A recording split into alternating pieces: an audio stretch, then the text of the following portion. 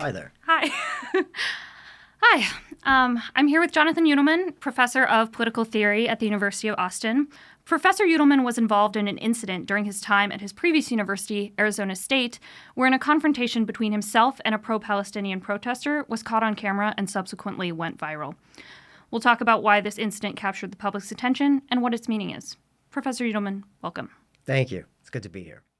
So let's just dive right into what happened on May 5th. Can you tell me just briefly and succinctly what happened there? Thanks for starting there. I think it's important that we sort of lay out for the audience this incident, this confrontation that I was involved in, which exploded and has upturned my life. So I'll limit myself to the day itself. It's a Sunday at about 11 o'clock in the morning. I left my house to attend this rally for Israel and for the Jewish community. A community rally. Families, children, not very many students, as far as I could tell. There's another street leading up to it. And all up and down that street were a number of, maybe the news would call them counter-protesters. I would call them agitators. Because I was not going to a protest. And the people lining the streets were verbally engaging with the people as they're walking towards the rally, yelling at them. Many of them were masked, maybe half.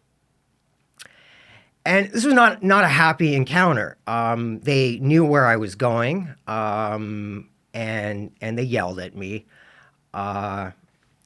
A series of provocative and offensive things. Like what? I remember being asked if I was going to the pro-genocide rally, and from there I was told that October the 7th massacre hadn't occurred, or that it was a false flag operation.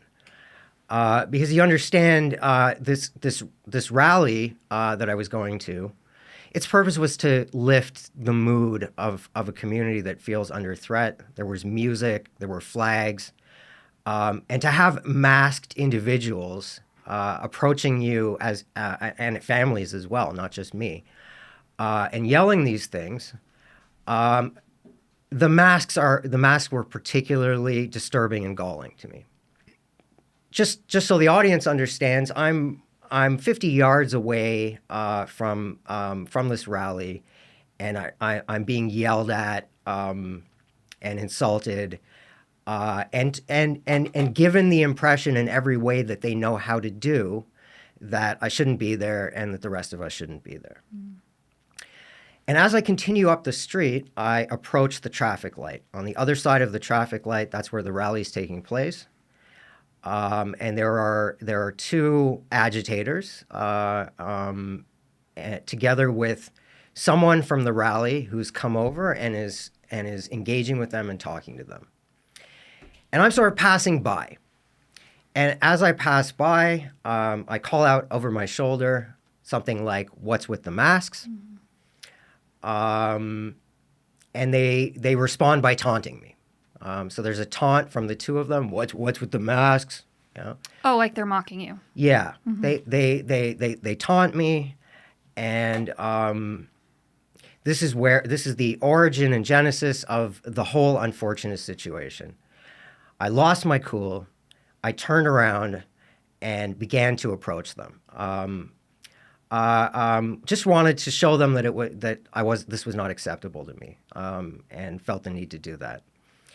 And as I approached the two of them, especially the one wearing the mask, the other one jumped in front of me aggressively. She cursed at me. She said, she told me to get out of her face, and she swore at me. And at this point, I really lost my temper. Unfortunately, worse than I can remember having lost my temper ever. I began by saying to her, what I'm going to do now is I'm going to get up in your face just like you people are doing all over the country. I see it on the internet all over the country. I'm going to get up in your face and not touch you. And when you say you people, you mean protesters? Agitators? Pro-Palestinian protesters and agitators. She said that I'm not respecting her as a Muslim woman. That made me that upset me even more because it hadn't been a thought on my mind at all. I was approaching her because she was harassing peaceful people at a protest and wearing a mask. That was my reason. And I responded by saying, responded to her claim that I was disrespecting her as a Muslim woman by saying that she disrespects my sense of humanity. And I swore at her, regained control of myself, understood how awful the situation that I'd entered in, how little there was to gain from it, controlled myself, walked away. Certainly my intention was to be at the rally, to give the sort of short interviews that I did give while I was at the rally. I had certainly no expectation of a confrontation like this. It was sort of sprung on me and elicited from me this unfortunate reaction, which I want to give people some idea of maybe of the background and context. Well, let's talk about that, because obviously this story cannot be disentangled from October 7th, and you were not only at this rally and in this confrontation, but you were a professor at the time. So tell me about some of the changes you saw on campuses after October 7th. As everyone knows, October the 7th was this large-scale attack by Hamas in southern Israel. What I think a lot of people don't know or don't remember or maybe never knew, while the attack is still happening in southern Israel and before the country was able to even take stock of what had happened and respond in a minimal way, we had already seen fairly widespread, well-attended protests all across the country. So this is the environment. This is the environment on campus. The environment on campus had turned aggressively on a large scale before any of the things that some people criticize Israel for had happened. You asked about ASU. So late October, early November, I already have a number of Jewish students in my class who are absenting themselves because they don't feel comfortable or safe on campus. For example, one student told me that his roommate happened to be Jewish, and because he was known on campus, he had asked him 4 days running to please go out and pick him up food and bring it back to him because he didn't want to show his face on campus. I had another student who was just sick or claimed to be sick for a couple of weeks. I'm fairly certain that the reason was to just absent himself from campus. And then there's what it's doing to me, because I don't teach the Middle East, but students are bringing it up all the time, and they're bringing it up out of context, and they're bringing it up together with accusations. And so the decision I made, because the classes that I was teaching had very little or nothing to do with the Middle East, I made the advantage not to address it. I would simply say something along the lines of, well, I don't agree with what you're saying, but it's off topic for us. If you'd like to discuss it further, I'm happy to do it after class, office hours. This takes a toll over time. So you are constantly, anyone who's constantly being confronted by what sound like libels and slanders about something that's meaningful and important to you, and you're not answering. You're pushing it off out of a fear of the consequences because of the atmosphere on campus. And then at the same time, seeing your students absenting themselves entirely from class, or maybe unwell because of it. creates an enormous pressure. I've never felt a pressure like that, a public and social kind of pressure. And I began to feel like I really do need to say something at some point. I can't hold my peace forever.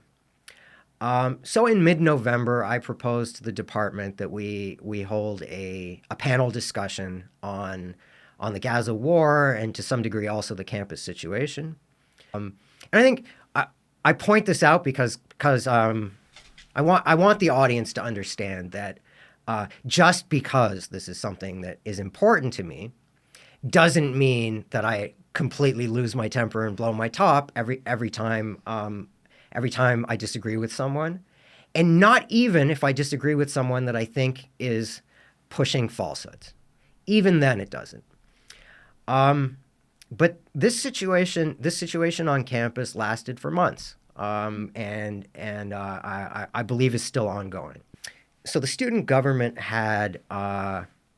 was debating a motion about whether to divest from Israel, and a group of Jewish and Israeli students were presenting their position before the student government. And a mob formed outside and threw rocks and smashed the window of the student government building. What ASU did, they did not make any arrests or even block these individuals. Instead, they took the group of Jewish and Israeli students that were addressing the student government and helped them out the back door of the building. Michael Crow, the president of ASU, did issue a public statement saying that violence would not be tolerated. That's good. But Michael Crow did not address the student body in any way, shape, or form about this incident. And this created a psychological pressure that I can only really compare to claustrophobia. Claustrophobia is you're not actually being crushed, but you fear an inability to move. You fear being trapped in place. And when you're hearing these things and you're not able to respond, and when people are demonstrating aggressively in your face every day and there's really no way to respond, and when every time you get on an elevator, someone's left a sticker with some aggressive slogan, and on and on and on, it's the primary reason that on May the 5th, I lost my temper so severely in a way that is not at all in character for me. Let's return to the incident. I think there's a lot of immediate questions that a person might have upon seeing that video. Earlier, you said that you regret the incident. Do you regret your behavior? Yes. So let me try to say where I think I slipped. The fundamental error and mistake and failure of judgment here, it was to engage. By engaging, I created enormous problems for myself, but not only for myself, for many people that are associated with me. I completely lost sight of the fact that whatever I do is going to reflect on my employer, and in this case, it's a little bit more than an employer. It's a community. But also just anyone who's worked with me. The situation is uncomfortable for my colleagues. It's uncomfortable for my students. It's uncomfortable for everyone. And so I do think I owe those people an apology. I owe them an apology for dragging them into a situation that there was no reason for them to be dragged into and which I should have prevented. You listed a lot of people that you think you owe an apology to. The woman in the video, is she one of them?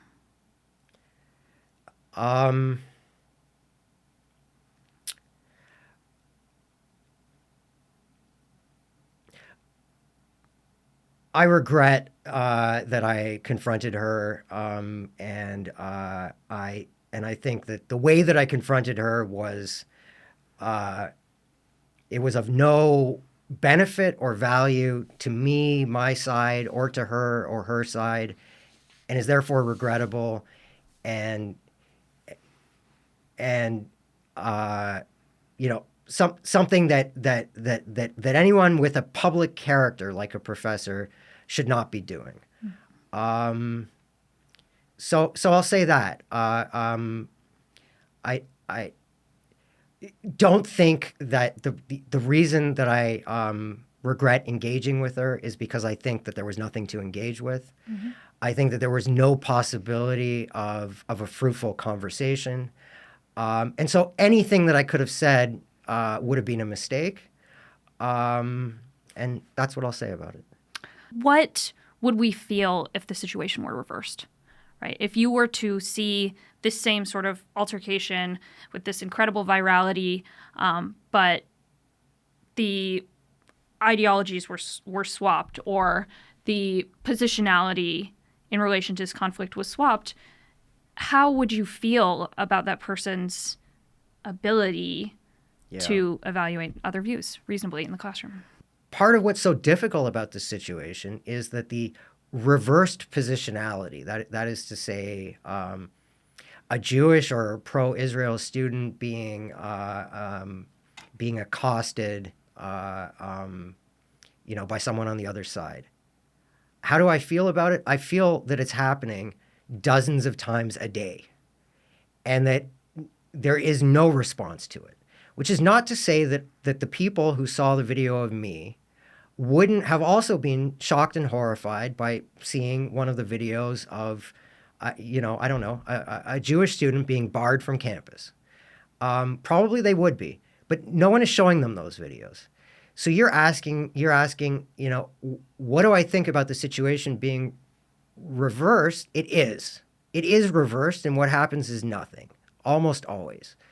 If it were the opposite, and if some other scholar, some Palestinian scholar who, like me, didn't work on Palestinian issues, but was going to and got it, then my answer is he should be treated, or she should be treated, as UATX treated me and not as ASU treated me.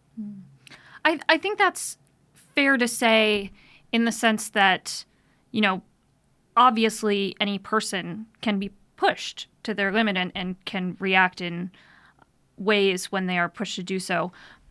But how is that different than making an argument that basically there's punching up and there's punching down, and one is okay and one is not? I approached mask-wearing agitators, and someone threw herself in front of me, and I had an altercation for half a minute. Is that punching down? I think the victim here, and I'm talking about America, I'm not talking about the politics of the Middle East. The victim here are Jewish students on campus. There isn't another victim. And it may be that some of the agitators are saying my free speech rights are violated or something like that. But in fact, we hear ad nauseum exactly what they want to say all the time. We don't hear from the other side nearly as often. All you have to do is, I think, zoom out a little bit, and it becomes pretty clear that I'm not punching down. I'm not in a position of great strength. She's not in a position of weakness. I have something that's specific to the incident, or not specific to the incident, but specific to what you said during the conversation that might be interesting, but we'll do it after this. Yeah, look, there are a couple considerations here. On the one hand, obviously, like, this is all happening because of the incident. On the other hand, really my goal is not to give people a forensic, detailed understanding of the incident, right? It's to introduce myself. Totally. It's kind of weird. I don't know. So let me ask you something. Why do you think it is? So I have my own opinion, but why do you think it is that so few people have been caught up the way that I did? So you see what's going, like, people are getting. It's not happening very often. I think that it's very rare. So I think. I agree. I think that's the one reason. That's what I said to McKenna a long time ago. The one reason was my self-control failed. But I wonder, what do you think about the second reason? They're afraid. Jewish students on campus who've been exposed to the most egregious sort of discrimination and are not reacting the way that I did. They're not losing their temper. They're not ever throwing any punches. They're not ever, right, like losing it. Mm-hmm. Partly because they have self-control, as you said, and partly because they're afraid.